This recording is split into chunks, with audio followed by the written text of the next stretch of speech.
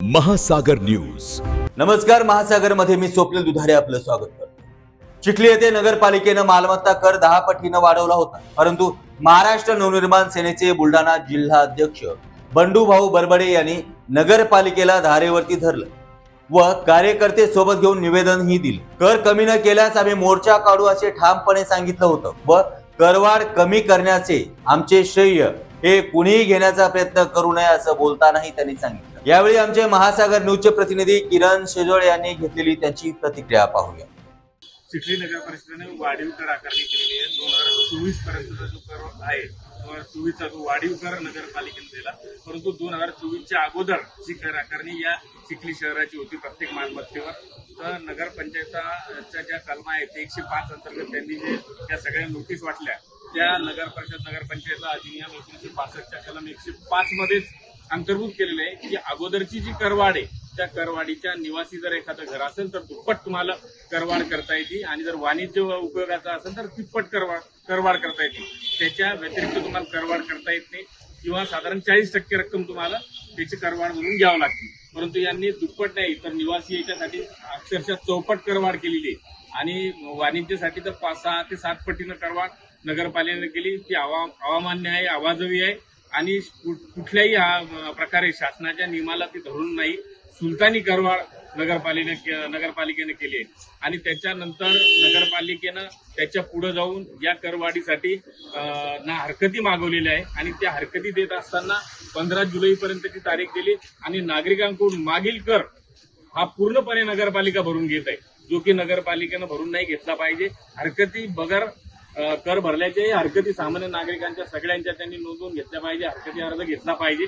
तर नगरपालिकेला आम्ही आज निवेदन दिलं, त्याच्या अनुषंगानं ही जी करवाढ नगरपालिकेनं बेकायदेशीर केली आहे ती पूर्णपणे रद्द करण्याचं निवेदन आम्ही दिलेलं आहे.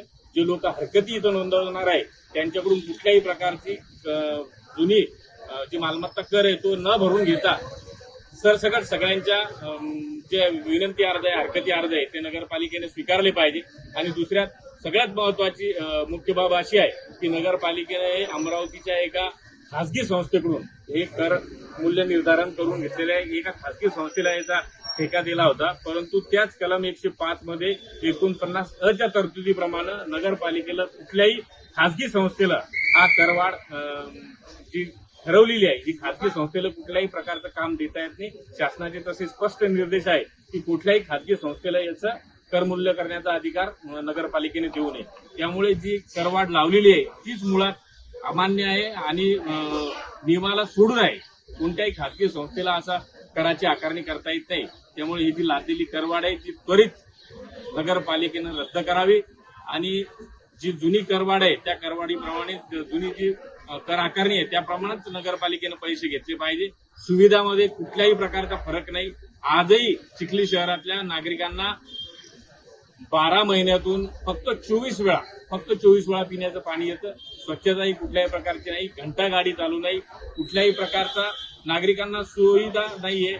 उद्यानं बंद पडलेली आहे, सामूहिक शौचालय नाहीये. त्यामुळे नगरपालिकेला कुठलाही नैतिक अधिकार त्यांची करवाढ घेण्याचा नाहीये आणि मुळात ज्यांनी बेकायदेशीर जी करवाढ केली एका खासगी संस्थेकडून जे कर आकारणी करून घेतलेली आहे ती त्वरित त्यांनी रद्द केली पाहिजे. अन्यथा महाराष्ट्र नवनिर्माण सेनेच्या वतीनं सर्व चिखली शहरातील नागरिकांना घेऊन एक मोठ्या प्रमाणाचं आंदोलन या चिखली शहरामध्ये होईल. यापूर्वी खामगाव नगरपालिकेने सुद्धा अशीच करवाढ केली होती, परंतु तिथल्या शुद्ध नागरिकांनी अवांतर सगळ्या लोकांच्या रेट्यामुळे ती करवाढ त्यांना मागे घ्यावी लागली. आपल्या माध्यमातून या चिखली शहरातल्या सर्व नागरिकांना माझं कळकळीचं आव्हान आहे, विनंती आहे की जेव्हा म्हणून आम्ही या नगरपालिकेच्या विरोधात कट्टू ठोकू त्यावेळेस तुम्ही सर्वांनी फार मोठ्या संख्येनं या आंदोलनामध्ये सहभागी झालं पाहिजे.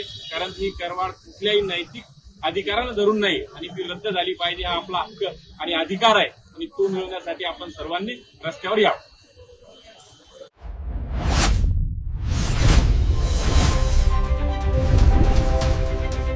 महासागर न्यूज.